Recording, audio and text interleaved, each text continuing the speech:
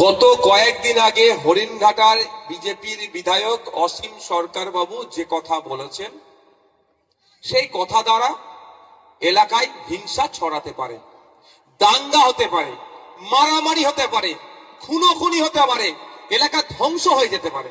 মারামারি করে নিজেদের মধ্যে সমাজকে ধ্বংসের দিকে ঠেলে দেওয়ার মতো বক্তব্য দিয়েছে।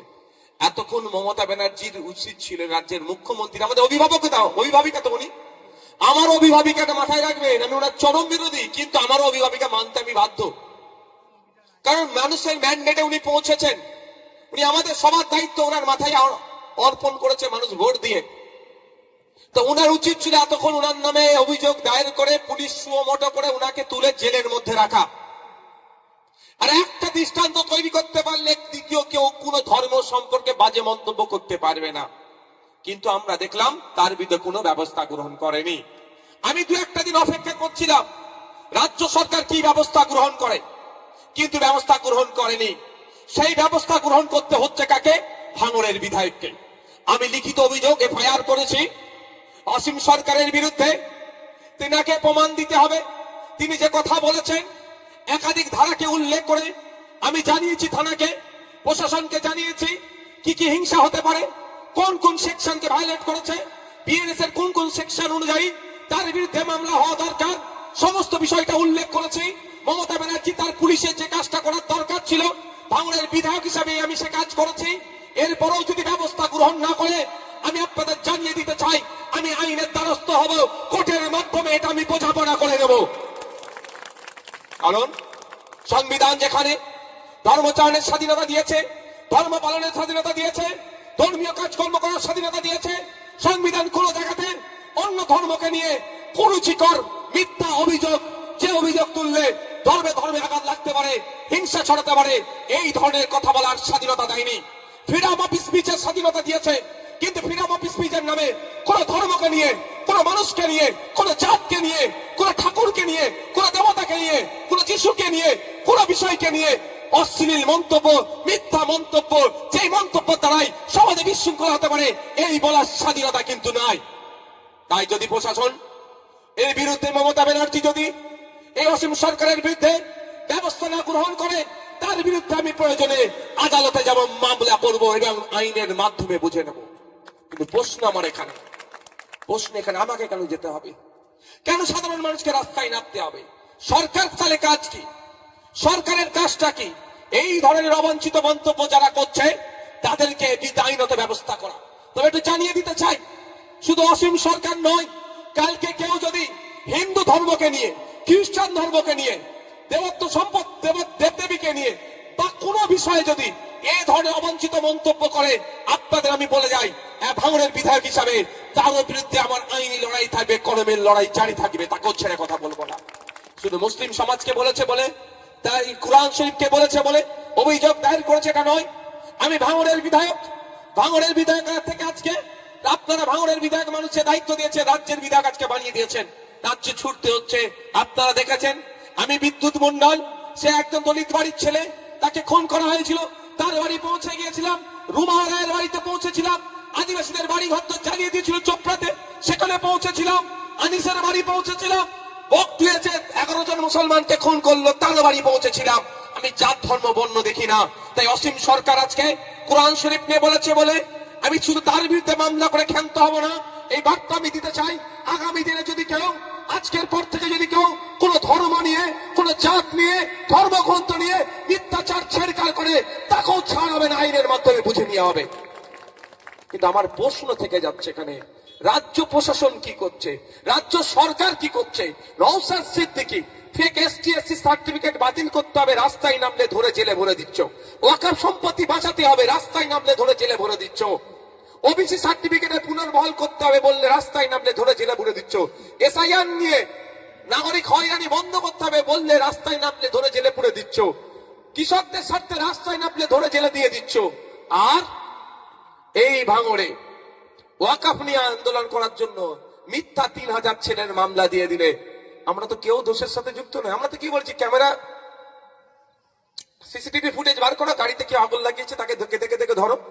সব ভিডিও পাবলিশ করলো, সিসিটিভি গাড়িতে আগুন লাগাবার ভিডিও পাবলিশ করেছে, ভিডিও আছে। মমতা ব্যানার্জির নির্দেশ হয়নি, তাই জন্য পুলিশ পাবলিশ করেনি। পুলিশের কিচ্ছু করার নেই, আমি পুলিশের বিরুদ্ধে নয়, এনাদের কিচ্ছু করার নেই। মমতা ব্যানার্জি যা নির্দেশ দেবে সেই নির্দেশে এনাদের চলতে হবে। তো এরা পাবলিশ করেনি, একটা ভিডিও পাবলিশ করলো নাকি কোথাও মারামারি হচ্ছিল, সেটা গাড়িতে আগুন লাগালো, সেই ভিডিওটা দেখাও না একটু। কে লাগালো, কাদের লোক লাগালো?